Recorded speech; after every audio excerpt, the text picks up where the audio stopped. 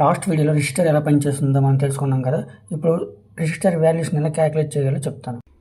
మన ఎల్ఈడికి power calculate చేయాలంటే నార్మల్గా ఒక్కొక్క ఎల్ఈడి ఒక్కొక్క వోల్టేజ్ని డ్రాప్ చేస్తుంది. అంటే రెడ్ అంటే 2 volts, green and yellow 2.2 and blue white 3.3 voltsని డ్రాప్ చేయాలి. సపోజ్ రెడ్ అనేది 2 volts కాబట్టి ఇక్కడ కరెంట్ అనేది ఎల్ఈడి అని 20 amperes అని మిల్లీ ఆంపియర్స్ అనేది డ్రాప్ చేస్తుంది. కాబట్టి మన సప్లై వోల్టేజ్ నుండి ఎల్ఈడి వోల్టేజ్ని రిమూవ్ చేశాక రిమైనింగ్ దానికి మన రెసిస్టర్ని కొనుక్కోవాలి. చేస్తాము.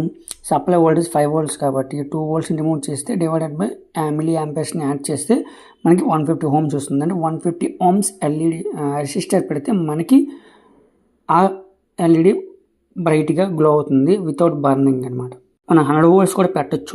100 - 2 = 98/98 volts వస్తుంది. దానికి మనం కరెంట్ని క్యాలిక్యులేట్ చేస్తే కరెంట్ డివైడ్ చేస్తే 4900 వస్తుంది. అంటే 4.9 kilo ohms అనమాట.